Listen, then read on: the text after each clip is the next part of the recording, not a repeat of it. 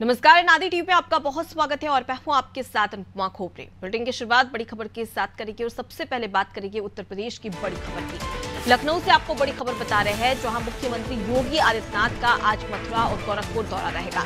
मथुरा में हेमा मालिनी के नामांकन में शामिल होंगे, साथ ही नामांकन से पहले जनसभा को संबोधित भी करने वाले हैं। साथ ही आपको बता दें कि सेठ बीएन पोद्दार इंटर कॉलेज में जनसभा होगी, जिसमें मुख्यमंत्री योगी आदित्यनाथ शिरकत करते हुए नजर आएंगे। साथ ही मथुरा के बाद गोरखपुर मुख्यमंत्री योगी आदित्यनाथ जाएंगे। गोरखपुर के क्षेत्रीय कार्यालय में बैठक भी लेने वाले हैं, बातचीत की जाएगी, चर्चा और विचार विमर्श किया जाएगा। तो बेहद ही खास दौरा, क्योंकि चुनावी साल है और ऐसे में लाजमी हो जाता है कि कहीं ना कहीं दौरे से आम जनता पर एक बड़ा प्रभाव पड़े।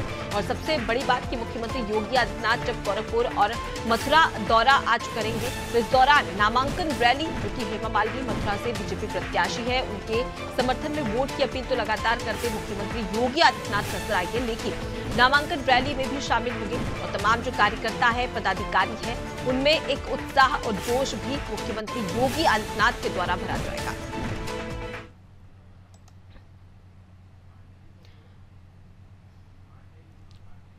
इसी खबर पर ज्यादा जानकारी ले लेते हैं, हमारे साथ में संवाददाता उमंग पांडे जुड़ गए।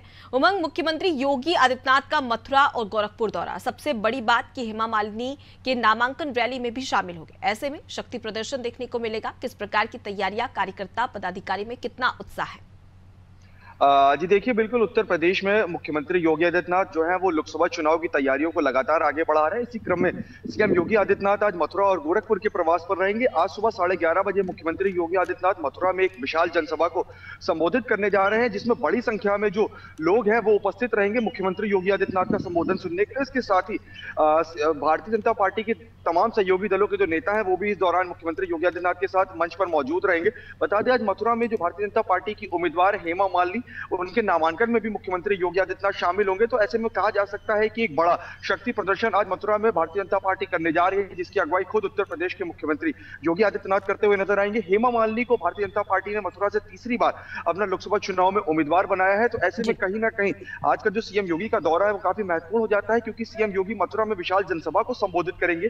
केंद्र सरकार, प्रदेश सरकार की जो तमाम नीतियां हैं, उन सभी नीतियों को समझाने के साथ साथ बड़ी संख्या में भारतीय जनता पार्टी के जो उम्मीदवार हैं पूरे उत्तर प्रदेश में, उन सभी को वोट कर जिताने की अपील करते हुए नजर आएंगे। और इसके बाद मथुरा के बाद आज मुख्यमंत्री योगी आदित्यनाथ जो है वो गोरखपुर के प्रवास पर रहेंगे।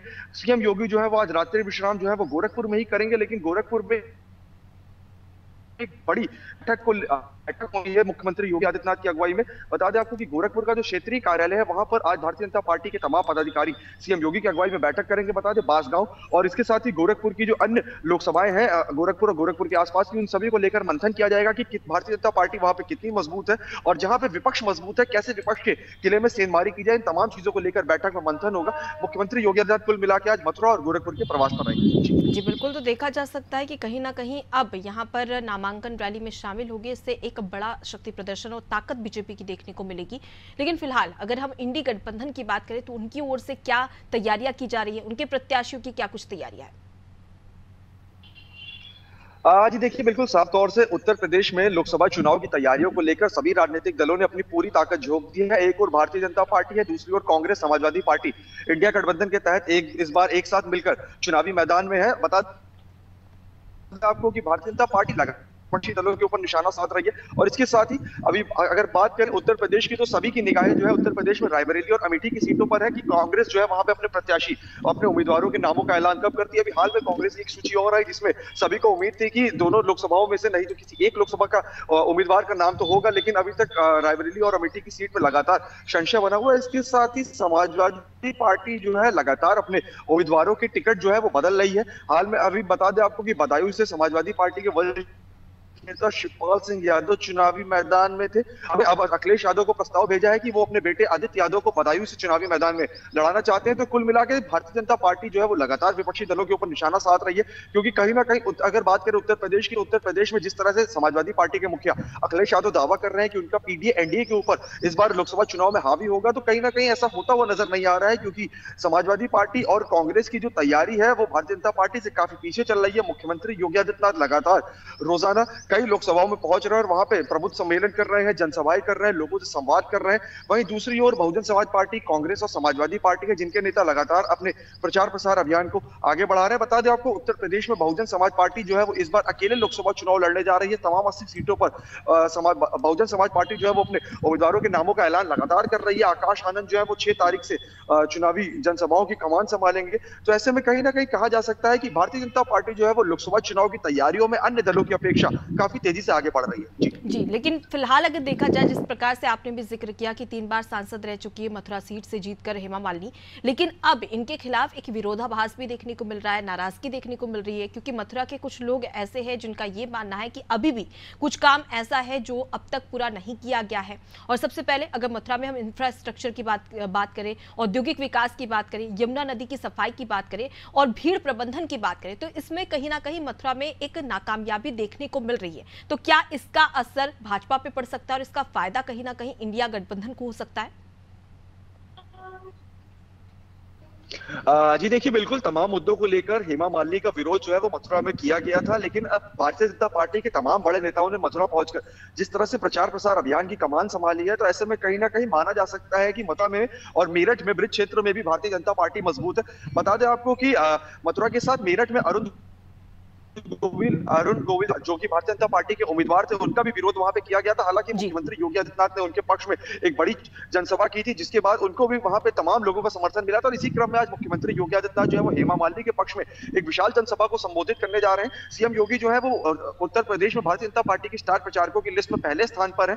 तो ऐसे में कहीं ना कहीं मुख्यमंत्री योगी आदित्यनाथ का जो संबोधन है वो काफी महत्वपूर्ण और काफी मायने रखता है, क्योंकि सीएम योगी को सुनना तमाम लोग पसंद करते हैं। और मुख्यमंत्री योगी आदित्यनाथ का साफ तौर से कहना है कि जिन मुद्दों पर काम नहीं हो पाया है, उन मुद्दों पर लोकसभा चुनाव के बाद भारतीय जनता पार्टी काम करेगी और तमाम लोगों की जो भी समस्या है उन सभी का प्रमुखता के साथ समाधान किया जाएगा। जी बिल्कुल उमंग, और जब भी चुनाव करीब आता है तो तमाम पार्टियों के द्वारा यही दावे किए जाते हैं कि जैसे चुनाव जीत जाएंगे उसके बाद में विकास कार्य होगा, तेजी से होगा, लेकिन फिर भी आने वाले समय में ऐसी स्थिति देखने को नहीं मिलती। अब ऐसे में देखने वाली बात होगी कि क्या हेमा मालिनी पर इस बार फिर से मथुरा की जनता विश्वास जता पाती है या नहीं।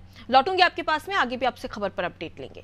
तो देखिए, मुख्यमंत्री योगी आदित्यनाथ का मथुरा और गोरखपुर दौरा रहेगा आज, जहां पर सबसे पहले मथुरा पहुंचेंगे, हेमा मालिनी के नामांकन रैली में शामिल होंगे मुख्यमंत्री योगी आदित्यनाथ। और वहीं पर अगर कांग्रेस की बात कर ली जाए तो कांग्रेस और इंडिया गठबंधन यानी कि समाजवादी पार्टी, इनके द्वारा भी तमाम तैयारियां की जा रही है कि किस प्रकार से जीत हासिल की जा सके।